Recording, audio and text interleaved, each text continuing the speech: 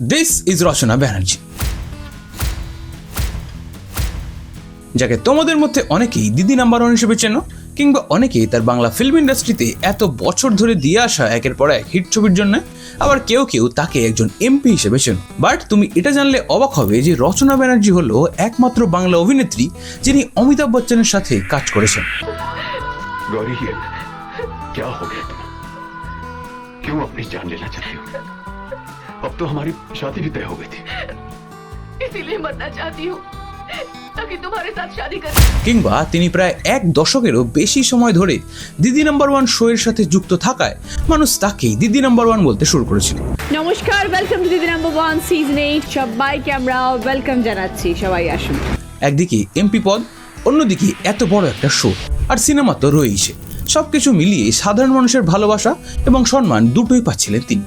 But তার এই ভালো সময় যেন বেশি দিন স্থায়ী হলো না, কারণ রিসেন্টলি তুমি যদি সোশ্যাল মিডিয়াতে একটু অ্যাক্টিভ থেকে থাকো তাহলে রচনা ব্যানার্জির বেশ কিছু ভাইরাল ইন্টারভিউ নিশ্চয়ই তোমার চোখে পড়েছে, যেখানে তিনি বাংলায় টিএমসির হারের পর বাকি অ্যাক্টরদের মতো টিএমসির লোকেদের নিন্দা করছেন অ্যান্ড বলছেন যদি আগে থেকে তিনি জানতেন যে দলের মধ্যে এরকম চোর ছ্যাচর ভর্তি তাহলে কখনোই তিনি দলে আসতেন না। আমরা বাকরুদ্ধ। আমি বাকিদেরটা জানি না সুচরিতা, বাট আমি জানতাম না এর মধ্যে এত নোংরামি লুকিয়েছিল দলটার মধ্যে। আমি তাহলে কিছুতেই আসতাম না রাজনীতিতে। আবার কখনো বলছেন তিনি ছিলেন বলেই হুগলিতে টিএমসি জিতেছিল সেইবার। এছাড়াও লাস্ট 1-2 বছরে রচনা ব্যানার্জি নানান ক্লিপ ভাইরাল হচ্ছে, কখনো তার দই খাওয়ার ক্লিপ, তো গরমে সব থেকে আগে দই খাবে, কিংবা কখনো এই ক্লিপটা। আমাদের হুগলির ধোয়া, যে ধোয়া আমি সবসময় যাতায়াতের সময় দেখি, এটা হচ্ছে সেই ধোয়া। এটা কিন্তু সিগারেট বিড়ি ধোয়া নয়, এটা হচ্ছে মেশিনের ধোয়া। এসব করেই তিনি যেন লাস্ট 1-2 বছরের মধ্যেই একজন সম্মানীয় অ্যাক্ট্রেস থেকে আজ বাংলার মানুষের কাছে হাসির পাত্র বা মিম মেটেরিয়াল হয়ে উঠেছেন। অ্যান্ড অ্যাজ এ রেজাল্ট তাকে আজ তার আগের দলের লোকেরাই বিশ্বাসঘাতক বলছেন, এবং রিসেন্টলি তাকে তার এত বছর ধরে করে আসা শো থেকেই বাদ দিয়ে দেওয়া হয়েছে। তো দিদি নাম্বার ওয়ানের নতুন সিজনে আর সঞ্চালকের আসনে থাকছেন না রচনা বন্দ্যোপাধ্যায়, তার জায়গায় দায়িত্ব নিয়েছেন অভিনেত্রী স্বস্তিকা মুখোপাধ্যায়। অনেকের মতে তিনি সব কিছু করছেন বাংলায় সদ্য ক্ষমতায় আসা বিজেপি জয়েন করার জন্য, আবার অনেকের মতে টিএমসি করার কারণেই তাকে আজ তার শো থেকে বাদ পড়তে হলো।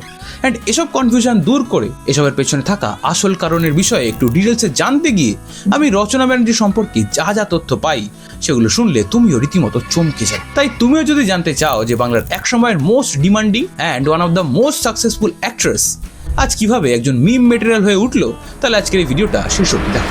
আমার অত্যন্ত শ্রদ্ধেয়, আপনাদের সকলের ভীষণ প্রিয় একজন মানুষ, আমাদের সকলের প্রিয় মাননীয় মুখ্যমন্ত্রী মমতা বন্দ্যোপাধ্যায়, আমাদের প্রিয় দিদিকে প্রণাম জানাচ্ছি। আমার ফেসটাকে কাজে লাগানোর জন্য হুগলি সিট আমাকে দেওয়া হয়েছিল। 2019 সালে রত্না দেনা সেই হেড সিটে হেরেছেন, তারপর সেখানে লকেট জয়ী হয়ে এসেছিল। Locket is a very efficient political leader. তাকে হারানোর জন্য দিদির দরকার ছিল এমন একটা নাম, এমন একটা ফেস যে লকেটের পাশে গিয়ে দাঁড়াতে পারে। মানতে হবে এটা। দেখো, তুমি যদি ভেবে থাকো যে আর 5টা মেয়ের মতোই রচনা ব্যানার্জির ছোট থেকেই একজন অ্যাক্ট্রেস হওয়ার শখ ছিল, তাহলে তুমি ভুল ভাবছো। কারণ রচনা ব্যানার্জির ছোট থেকেই একটা সাদা মাটা জীবনযাপন করতেই ভালোবাসতেন। 1972 সালে 2 অক্টোবর কলকাতায় তার জন্মের পর ন্যাশনাল গার্লস হাই স্কুল থেকে তার স্কুল জীবনের গণ্ডি পেরিয়ে সে সাউথ সিটি কলেজে তার গ্র্যাজুয়েশনের জন্য ভর্তি হয়। বাট সে সেভাবে একজন অ্যাক্ট্রেস হওয়ার স্বপ্ন তখনও দেখেনি, কিন্তু সে হয়তো ঘুণাক্ষরও টের পাননি যে এই কলেজে পড়াকালীন সেকেন্ড ইয়ারে পড়ার সময় তার জীবনে আসতে চলেছে একটা বড় চমক। কারণ কলেজে সেকেন্ড ইয়ারে পড়ার সময় সেই বছরের মিস কলকাতার খেতাব জেতেন তিনি, অ্যান্ড সেটাই ছিল তখনও অবধি তার লাইফে সবচেয়ে বড় অ্যাচিভমেন্ট।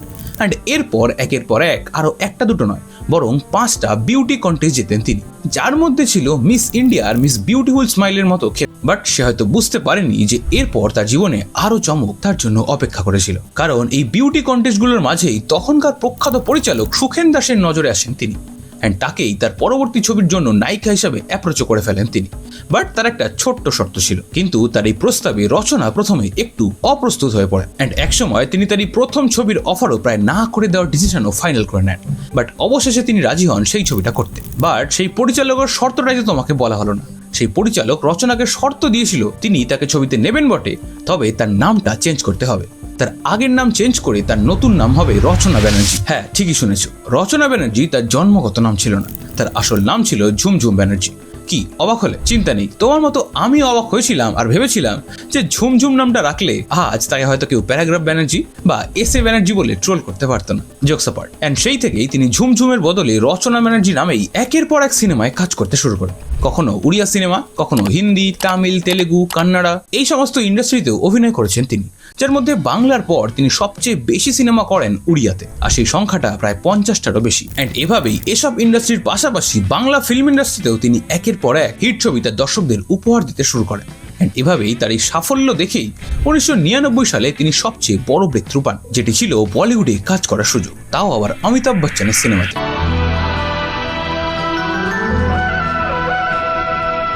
মানে আজকালকার ছেলেমেয়েদের কাছে এটা ডিল ব্রেকার না হলেও তখনকার দিনে এটা সত্যি একটা বড় ডিল ব্রেকার ছিল, যেই কারণে সাধারণ মানুষের কাছে রচনা ব্যানার্জির সম্মান আরো বাড়তে শুরু করে। এন্ড সাধারণ মানুষের তার প্রতি ভালোবাসা অল টাইম হাইতে পৌঁছায় 2011 সালে, যখন তিনি তার সিনেমার পাশাপাশি বাংলার টিভি শোতে সঞ্চালক হিসেবে যোগ দেন। নমস্কার, ওয়েলকাম টু দিদি নাম্বার 1 সিজন 8। মানে যেই রচনা ব্যানার্জিকে দেখার জন্য সাধারণ মানুষ এত বছর ধরে তার নতুন সিনেমার জন্য অপেক্ষা করেছে, সেই রচনা ব্যানার্জি এখন প্রত্যেক দিন বিকেলে তাদের টিভি স্ক্রিনে আসতে চলছিল। এন্ড শুধু দেখাই নয়, বরং সাধারণ ঘরের মহিলারা তার সাথে গেম খেলারও সুযোগ পেতে চলেছিল, যার কারণে দিদি নাম্বার 1 শোটা প্রথম সিজন থেকে হিট হতে শুরু করে। এন্ড সেদিন থেকে এবছর অবধি রচনা ব্যানার্জি সেই শো এর সঞ্চালক হিসেবে ছিলেন। এন্ড এতক্ষণ ধরে এসব কিছু শোনার পর তোমারও নিশ্চয়ই মনে একটা প্রশ্ন আসছে যে এই মানুষটা এত ভালোবাসা পেয়েছিল, যাকে দেখার জন্য প্রতিনিয়ত মানুষ বিকেল 5টায় টিভি অন করতো, সে কিভাবে ইন্টারনেটে হাসির খোরাক হয়ে গেল?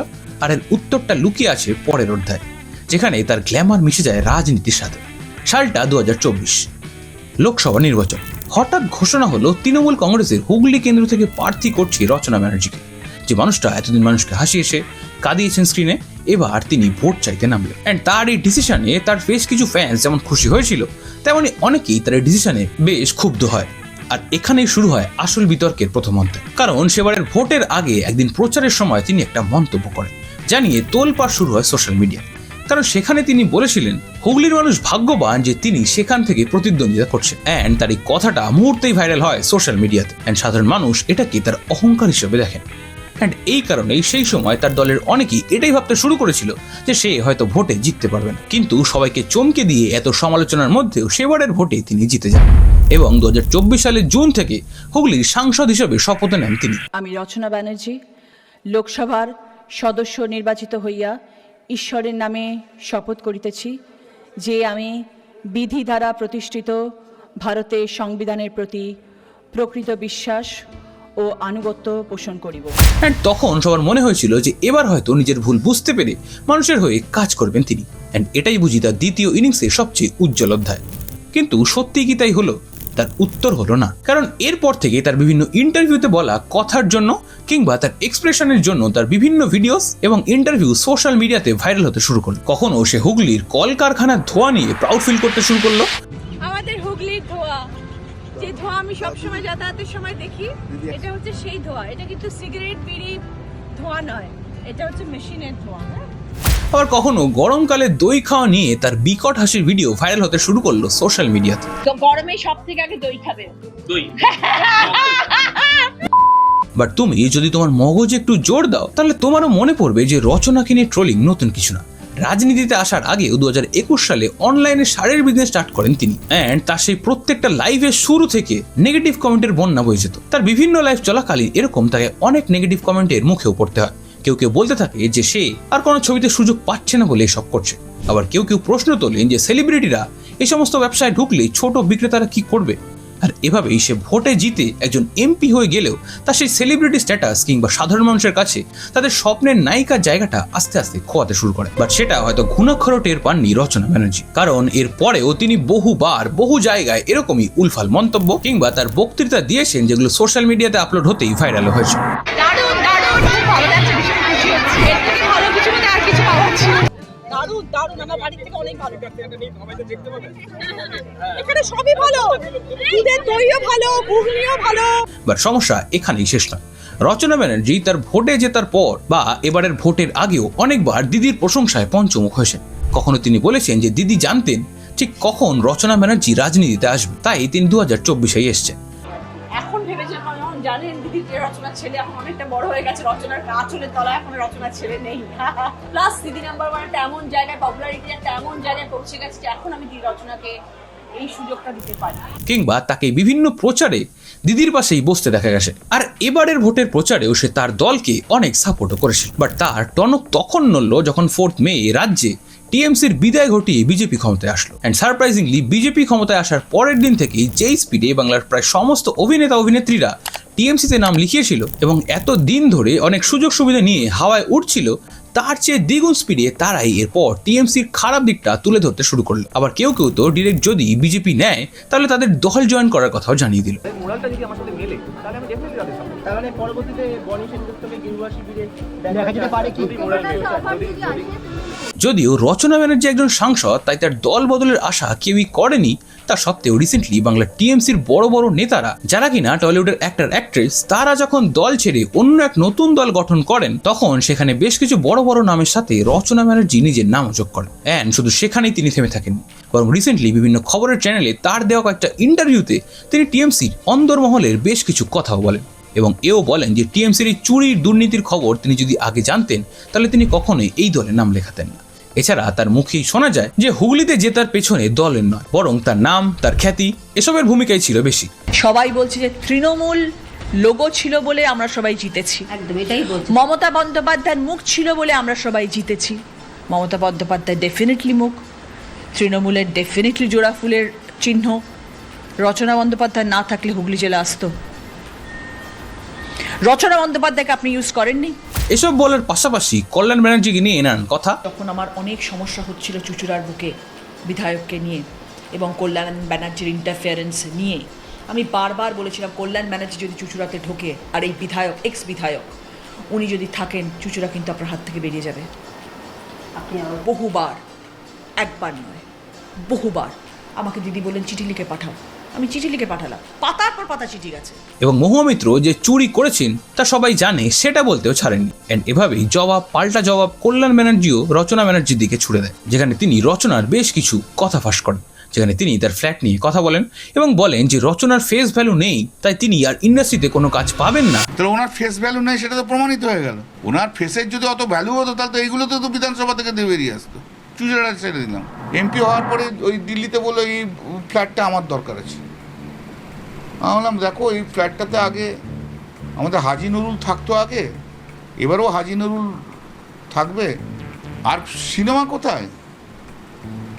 গত 10-12 বছর তো অভিনয় করেনি, অ্যাঙ্কারের কাজ করেছে। আর তো এখন নায়িকার কেউ দেবে না। দেখুন কাকিমা, মা, বুড়িমা তাদের রোল পান কিনা। কিংবা তিনি হুগলির সাংসদ হওয়া সত্ত্বেও হুগলির ভূগোলই জানেন। এসব চলার মধ্যেই রচনা ব্যানার্জিকে নিয়ে ট্রোল তো হচ্ছিল। তার সাথে সাথে অ্যাড হয় তার 17 বছর ধরে করা দিদি নাম্বার 1 থেকে বাদ পড়ার নিউজ। শোনা যায় রচনা ব্যানার্জিকে মাত্র 2 দিনের নোটিশ দিয়ে দিদি নাম্বার 1-এর সঞ্চালিকা পদ থেকে সরিয়ে দেওয়া হয়েছে। অ্যান্ড এই বিষয়ে রচনা তারা ইন্টারভিউ দিতে দিতে নতুন সঞ্চালিকাকে কটাক্ষ করার সাথে সাথেই কান্নায়ও ভেঙে পড়ে।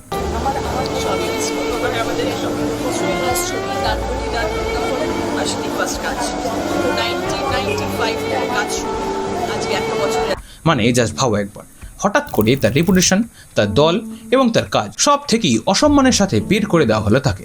রচনা ব্যানার্জি তার এক ইন্টারভিউতে এটাও বলেন যে তিনি তার ছেলের জন্য বাংলা ফিল্ম ইন্ডাস্ট্রি থেকেও সরে দাঁড়িয়েছিলেন শুধু তাকে ভালো করে মানুষ করার জন্য। বাট তার ছেলে 3 বছর বয়স থেকে দিদি নাম্বার 1-এর অফার আসায় সে সেটাকে হ্যাঁ বলেন। অ্যান্ড এই দিদি নাম্বার 1-ই তার কাছে দ্বিতীয় সন্তানই হয়ে ওঠে। মানে একবার ভাবো যে একজন এত বড় অভিনেত্রী যাকে একবার দেখার জন্য মানুষ একসময় পাগল হতো, যার সিনেমা হলে আসলেই হাউসফুল হতো, আজ তাকে নিয়ে এত ট্রোল এবং এত মিম তৈরি হচ্ছে। আসলে আমার মতে ছেলে হওয়ার পর ইন্ডাস্ট্রি থেকে বাইরে থাকলেও সেই সময় রাজনীতিতে নাম না লেখানোর জন্য তাকে অনেক অপরচুনিটি মিস করতে হয়েছে। এবং আমি যদি খুব ভুল না করি তাহলে সেই কারণেই তিনি রাজনীতি জয়েন করতেও বাধ্য হন, জাস্ট লাইক কোয়েল। অ্যান্ড সেটা তুমি তখনকার ইন্টারভিউ বা এখনকার ইন্টারভিউ দেখলে বুঝতে পারবে। অ্যান্ড রাজনীতি জয়েন করার পর থেকেই তার কেরিয়ার যে কোন দিকে মোড় নিয়েছে সেটা তুমি এখন দেখতেই পাচ্ছ। অ্যান্ড এখন এটাই দেখা যে সে কিভাবে এই পুরো সিচুয়েশনটাকে হ্যান্ডেল করে। আদৌ কি সে সব থেকে বেরিয়ে নিজেকে যে মিম মেটেরিয়াল বানিয়েছে সেখান থেকে নিজের অন্য একটা ডিরেকশন দিতে পারে, নাকি এভাবেই তার বাকি যেটুকু রেপুটেশন বেঁচে আছে সেটাও আস্তে আস্তে সময়ের সাথে সাথে হারিয়ে ফেলে। বাট তুমি যদি একটু সিরিয়াসলি ভাবো তাহলে তোমার হয়তো খারাপ লাগবে এটা ভেবে, এমন একটা মানুষের জন্য যার ইন্ডাস্ট্রিতে এত অবদান, রিয়েলিটি শোতে এত অবদান, পেরেন্টহুড পালনের জন্য কেরিয়ার স্যাক্রিফাইস করে দিয়েছেন, তা সত্ত্বেও একটা ভুল ডিসিশনের জন্য তার লাইফটা 2 বছরের মধ্যে পুরোপুরি চেঞ্জ হয়ে গেল। আর তাই এখন তোমার কাছে আমার প্রশ্ন, তোমার মতে রচনা ব্যানার্জি কি সত্যি দোষী, নাকি তিনি স্রেফ একজন শিকার যাকে সিস্টেম, রাজনীতি আর ইন্টারনেট কালচার মিলে গিলে খেয়েছে? তোমার রচনা ব্যানার্জির কেরিয়ারের এই সার্টেন টার্ন অ্যারাউন্ড নিয়ে কি মতামত সেটা কমেন্ট বক্সে জানি। এন্ড আজকে ভিডিওটা ভালো লাগলে ভিডিওটা লাইক, শেয়ার করার পাশাপাশি চ্যানেলটা সাবস্ক্রাইব করে দিও। আর এরপর কার উপর ভিডিও দেখতে চাও সেটা কমেন্টে জানাতে পারো।